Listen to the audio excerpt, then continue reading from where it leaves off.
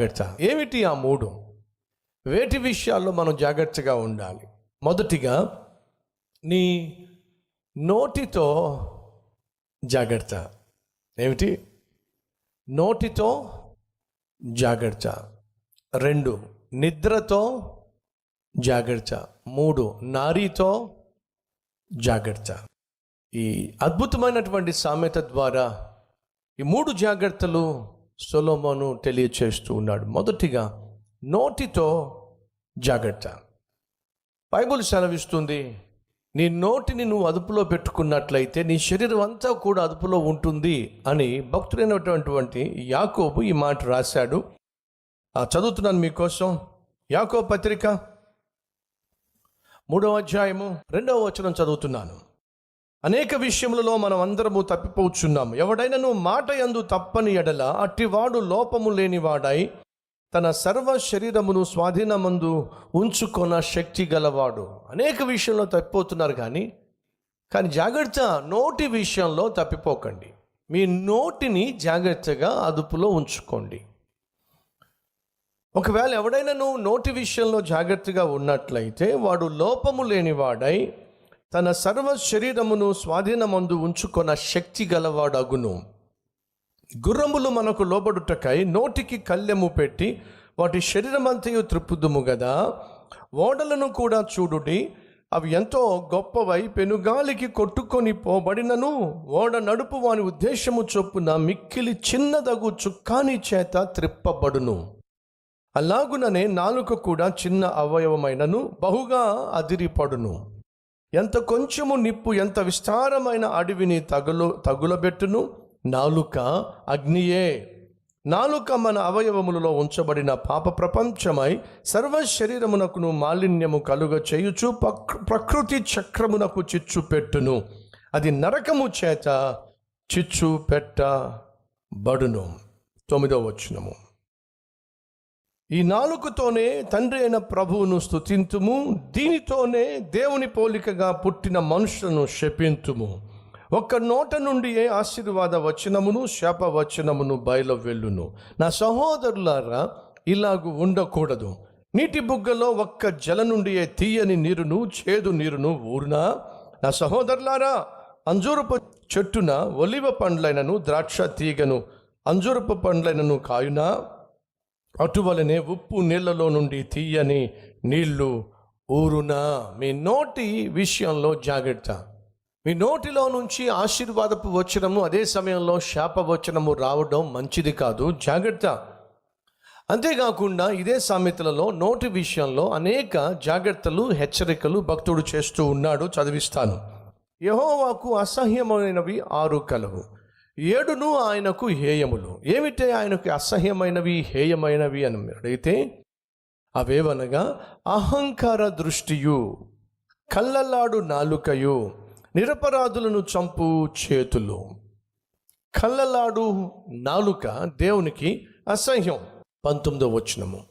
లేని వాటిని పలుకు అబద్ధ సాక్షియు, అన్నదమ్ములలో జగడములు పుట్టించువాడును దేవునికి అసహ్యం. లేని వాటిని మాట్లాడేవాడు, అబద్ధాలు చెప్పేవాడు దేవునికి అసహ్యం.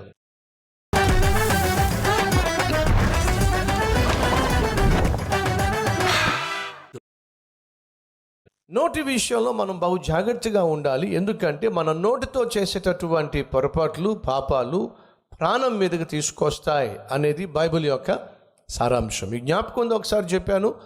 ఒక బామ్మగారు ప్రయాణం వెళ్తూ సాయంత్రం అయ్యేసరికి ఒక గ్రామానికి చేరుకున్నారు. దారి మధ్యలో ఒక గ్రామానికి చేరుకున్నారు. ఆ గ్రామంలో ఆ రోజు విశ్రాంతి తీసుకొని మరుసటి దినం లేచి వెళ్దాము అనుకున్నారు. కానీ ఇంతకీ ఆ గ్రామంలో ఉన్నటువంటి వాళ్ళు మంచోళ్ళ చెడ్డోళ్ళ అనేది తన ప్రశ్న. చెడ్డవాళ్ళు అయితే తనకు క్షేమం కాదు, మంచివాళ్ళు అయితే తను ప్రశాంతంగా పడుకోగలుగుతుంది. కాబట్టి ఆ గ్రామంలోంచి వస్తున్నటువంటి మరొక వ్యక్తిని చూసి ఆ పెద్దావిడ అడుగుతుంది, నాయనా ఈ ఊరు మంచిదేనా అని చెప్పి అడిగింది. అప్పుడు ఆ ఊర్లోంచి వస్తున్న వ్యక్తి చూసి, అమ్మా నీ నోరు మంచిదేనా అని చెప్పి ప్రశ్నించాడు. అదేంటి బాబు అంత మాట అన్నావు అని అంటే, ఆ వ్యక్తి అంటున్నాడు, అమ్మా నీ నోరు మంచిదైతే మా ఊరు కూడా మంచిదే. అనగా వాస్తవం ఏమిటయ్యా అంటే, ఈరోజు మనకున్న అనేక కష్టాలకు, కుటుంబంలో ఉన్న కలహాలకు కన్నీటితో కూడినటువంటి పరిస్థితులకు ప్రధాన కారణం ఏమిటంటే నీ నోరు సరిగా లేకపోవడం వల్ల.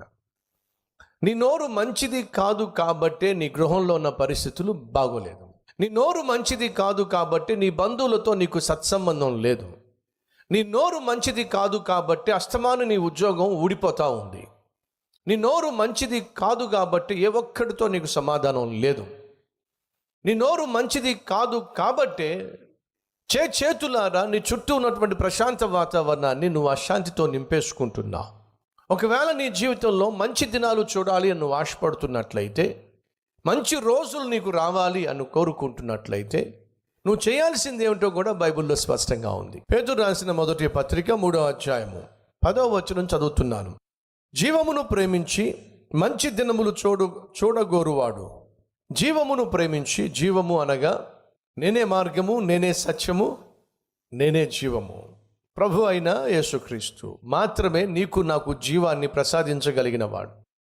నువ్వు క్రీస్తును ప్రేమిస్తున్నట్లయితే, క్రీస్తు బిడ్డగా జీవించాలి అని నువ్వు ఆశిస్తున్నట్లయితే, మంచి దినములు నువ్వు చూడగోరాలి, మంచి రోజులు కావాలి అని నువ్వు అనుకుంటున్నట్లయితే, చక్కని మాటలు బైబిల్లో ఉన్నాయి. మంచి రోజులు కావాలి, మంచి రోజులు రావాలి అని ఆశించేవాడు. పరిస్థితులు ఏమీ బాగలేదు, ఆర్థిక ఇబ్బందులు ఎదుర్కొంటున్నాను, అనారోగ్య సమస్యలు గుండా వెళుతున్నాను, ఎటు చూసినా ఆటుపోటులే, ఆపదలు ఆటంకాలే, ఇటువంటి దుర్దినములలో నేను మంచి రోజులు చూడాలి అని ఆశపడుతున్నాను అన్ను అంటున్నట్లయితే అది నీ చేతుల్లో ఉంది. ఎలా? జీవమును ప్రేమించి మంచి దినములు చూడగోరువాడు చెడ్డదాన్ని పలుకకుండా తన నాలుకను కపటమైన మాటలు చెప్పకుండా తన పెదవులను కాచుకొనవలెను. అతడు కీడు నుండి తొలగి మేలు చేయవలెను, సమాధానమును వెతకి దానిని వెంటాడవలెను. ప్రభువు కన్నులు నీతిమంతుల మీదను, ఆయన చెవులు వారి ప్రార్థనల వైపును ఉన్నవి కానీ ప్రభువు ముఖము కీడు చేయు వారికి విరోధముగా ఉన్నది. దేవుడు నీకు మేలు చేయాలి, దేవుడు నీ ప్రార్థన ఆలకించాలి నువ్వు ఆశిస్తున్నట్లయితే నీ నోరు బాగుండాలి, నీ నోటిలో కపటం లేకుండా ఉండాలి. నీ నోరు అబద్ధాలు చెప్పే నోరు అయినట్లయితే అలాంటి నోరు కలిగి నువ్వు మార్పు చెందాలి. నిద్రతో జాగ్రత్త. రండి 6వ అధ్యాయం 6వ వచనం. సోమరి